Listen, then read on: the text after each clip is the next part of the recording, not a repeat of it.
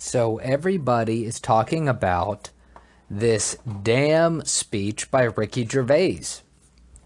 Okay, so if you are not familiar with Ricky Gervais, he is a comedian. I believe he wrote The Office, actually, the original Office, which was a British TV show. Let's check that out here. Google.com. The Office. Do, do, do, do. And let's type in Ricky Gervais here. Ricky Gervais. So I guess he was The Office British TV series. So if you go to wikipedia.com, you can check out this information. It says, The Office is a British television mockumentary sitcom first broadcast in the UK on BBC July 9, 2001, written and directed by Ricky Gervais and Stephen Merchant, and produced by Asha Atala. Anyway, so yeah, Ricky Gervais is a comedian. He's a British comedian, and he's actually been involved in a lot of shows, and he's pretty funny. I've seen several bits from him, and I've watched some of the stuff he's made, and it's entertaining. Now, he does like to go off on rants on Twitter and stuff like that about certain maybe political things. Well, anyway, he's in the news again because he went after some people at the Golden Globes award show. And what exactly did he go after? He made some jokes about, so one thing is the first thing that I saw that was flying across Twitter was that he made a joke about Jeffrey Epstein. And he said that he made a joke about Epstein not killing himself. The crowd booed. And then he turned around and said, I don't know, some shit about, well, now I can't even remember. My brain is totally fried right now. I've been running around all day. But he made a joke about Jeffrey Epstein. The crowd didn't really like it. But he basically kept the heat on them. He was like, basically he just told them to fuck off. And he made several jokes at the expense of the the Hollywood elite that were watching his show, that were watching his stand-up set. So it was very interesting to watch. He told during his monologue, he told all the stars that were going to be getting awards not to come up, and he told them not to come up and give political speeches like they do all the time. And that is one thing before I go off on that tangent. So he encouraged the people getting awards not to come up and give political speeches. Basically, nobody wants to hear from you. Nobody wants to hear their political opinions. Nobody wants to hear them talk down to the country. And then he made a joke that none of them had any more education than Greta Thunberg, because Greta Thunberg is that teenage climate activist who has not been in school for a good part of the year because she's been telling everybody how dare they.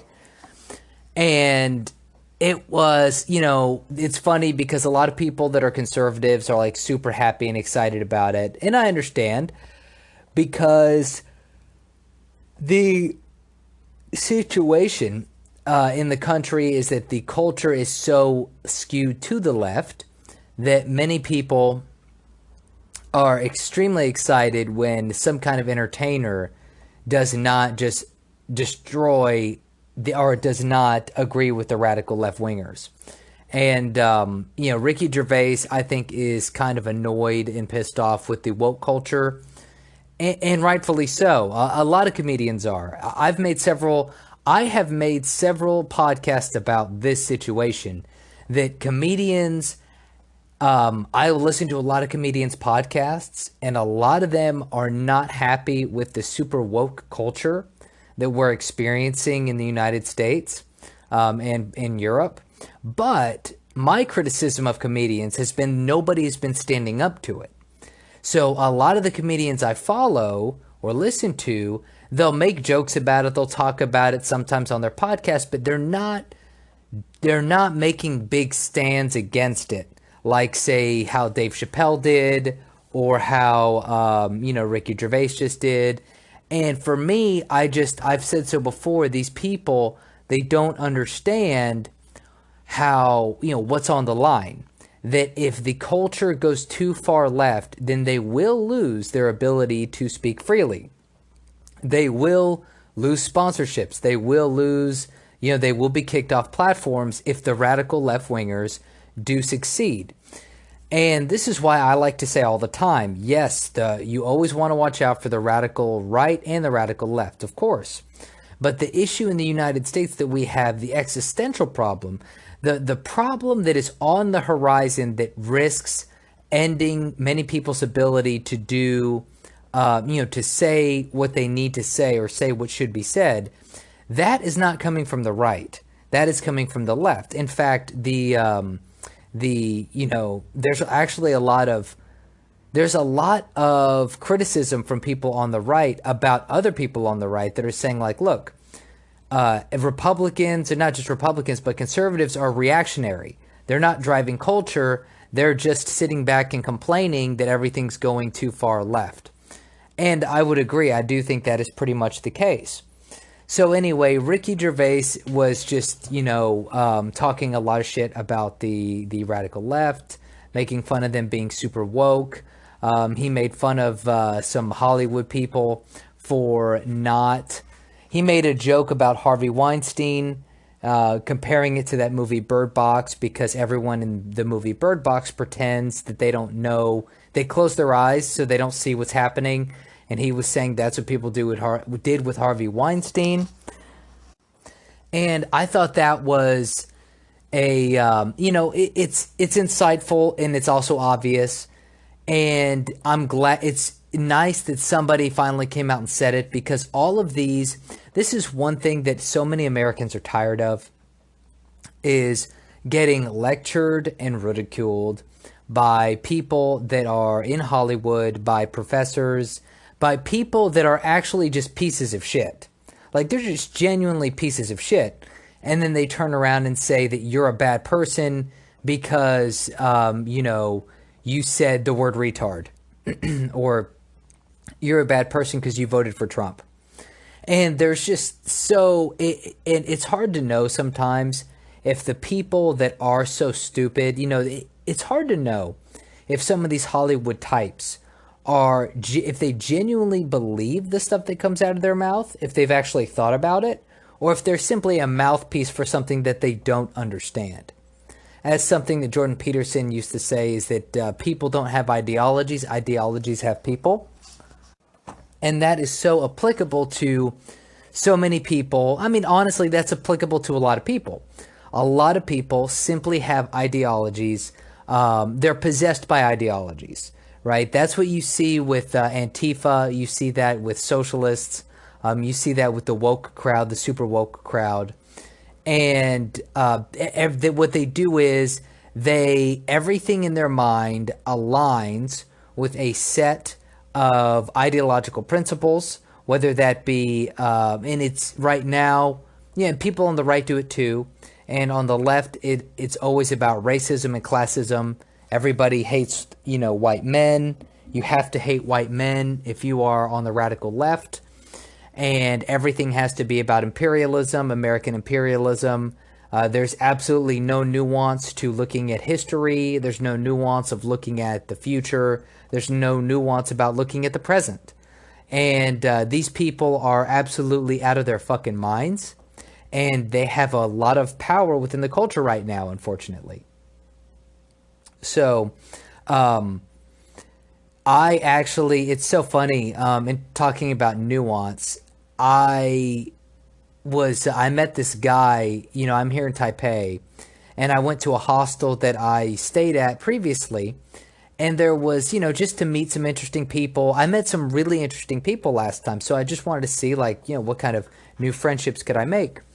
And there was a young guy there, about 21, still has one more year of college left. Smart kid, accountant, gonna be an accountant.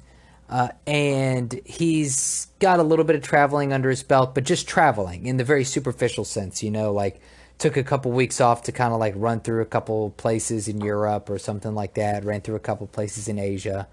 Um, and clearly has an understanding or has a headline understanding of some things going on in the world. Definitely.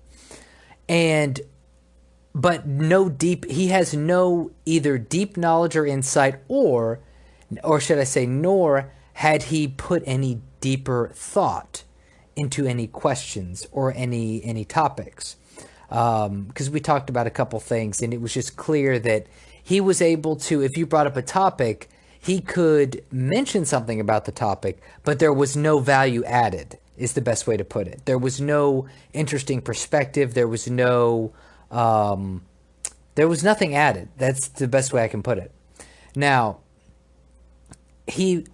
somebody, an Australian guy, mentioned something about Trump, and I said, and then I said something about social justice warriors, and then this kid made a comment about the right or the left, and I brought up my theory, or I don't, not a theory, but I just brought up my perspective on how the radical left is the existential threat in the United States at the moment. And then he talked about how, well, Trump is putting kids in cages. And I don't know what I wanted to do at that moment, because I didn't want to do anything to him, but I wanted to just scream, I guess. I wanted to fucking just slap him in the face. I guess I did want to hit him and say, do you not realize how you have been brainwashed? Totally, completely brainwashed. And I'm like, I'm sitting here, we're drinking beers, and I've got to now explain to this kid how the Obama administration, how all those pictures that came out of those kids in cages were from the Obama administration. And it's like, that's only the beginning of this argument. If you have to go even deeper and you have to talk more and more about it. But so many people are brainwashed. It's unbelievable. And I don't know how this connects to what I was saying, but it's the current culture we're in. It's a poisonous culture, and it's a destructive one. People are just trying to take everything down, tear everything down. And if the radical left has their way and they close down free speech, then everything will come down. So it's very important that we have people like the Ricky Gervais, Dave Chappelle, and others stand up for this free speech that we have left. So let's take a break, and then I'll come back with some Taiwan perspective. All right, guys, so we're back. So since being here in Taiwan, I've just, I'm kind of chronicling, I'm documenting, kind of trying to document my experiences and what I'm observing. And something that is so interesting to me is how my physical activity level has changed so much since being here. So I've been walking around a lot. And not only that, but I'm walking around a lot. And when I go to the gym, and I'm going to the gym, and there's a track outside the gym I go to, so I've been doing that too. So I'm running, lifting weights, walking everywhere. And it reminded me it just made me realize how little exercise I was actually getting back in the US, and how little physical activity I was actually engaged in. How, for me, simply going to the gym for an hour and a half, maybe even 2 hours. Keep in mind, you're not always doing stuff for that full 2 hours, a lot of rest periods in between. But for me, I'm sitting here thinking like, oh, I am active. I have an active lifestyle. But the reality is I really didn't have an active lifestyle. For me, I was just, sitting. I was sitting on my way to the gym, sitting on my way to the store, sitting in the car on my way to the park. And and then when I'd go to the gym, there's no track. You got to get on the stair machine or get on the shitty ellipticals, and man, that shit ain't fun. Like, I hate running on an elliptical. I love running on a track. On a track, you can get nice and warm, and before you know it, you've run like 4, 5, 6, 7 laps, and time just flies by when you're actually running outside versus running on a treadmill or doing some kind of stair machine or stairmaster. So, since I've been here, I've realized that my physical activity level is much higher as I got to walk to my bus. If I take the bus, I got to walk to the bus stop. I can stand on the bus. Then I got to walk to my destination. If I take the subway, I got to walk to the subway. I can stand on the subway. Then I got to walk to my destination. Then I get to the gym. I can go for a few laps. Then I can go hit the weights, come back down, hit a few more laps. And before you know it, you've been doing stuff all day. You've been running around, or not all day, but at least a good part of the day. I went to go get food after I worked out, and once again, it just hit me like, oh wow, like I had to walk 10 minutes down the street to get to the place I wanted to eat at. Whereas in the States, it would have just been like, okay, drive to this place, get out of my car, walk in, walk out, or sit in the drive-thru. Whereas here, it's just not as common, and I don't have a car, so I'm much more active. And it also reminded me of when I was in China and how I was in really good shape. I remember just generally good, very good physical condition, as in like I worked out all the time, but I was also walking everywhere. I had to walk everywhere, plus I was running, plus I was lifting weights, and that's what this kind of reminded me of. So it's pretty cool. It's fun. Anyway, the time here in Taipei is very exciting. Now I just need to find a long-term place to live. So that's my new project. Anyway, that's all I got for today. I am just super exhausted, and I can't think anymore. And after, especially because I had a bowl of noodles, which probably had a bunch of MSG in it, because holy shit, after I had that bowl of noodles, I was not able to think at all. So anyway, that's all I got for today. Thank you for listening. You can follow me at tstuch.com, tstuch.com. You can go to my YouTube channel, Taylor Space Stutch. Follow me on Twitter, tstuch1. Email me at tayradio1@gmail.com. Thank you. Hey, everybody, how is it going? I'll tell you what, this episode I am exhausted. I'm still adjusting to my life here across the water in Taiwan. And, but anyway, I'm on Twitter still, so I see what the hell's happening. I saw Ricky Gervais gave a speech that is inflaming the internet, so I talk about that. I also discuss, what else do I discuss? Yes, I discuss lifestyle and living and working, not living and working. I discuss physical activity. Man, if you think you're active, how active are you? You sitting in the car right now? You sitting in a chair? Well, that's what I was doing too. Anyway, take a listen. Follow me at my website, tstuch.com, tstuch.com. YouTube channel, Taylor Space Stutch. Email me at tayradio1@gmail.com. Thank you and enjoy the episode. The podcast you just heard was made using Anchor. Ever thought about making your own podcast? Anchor makes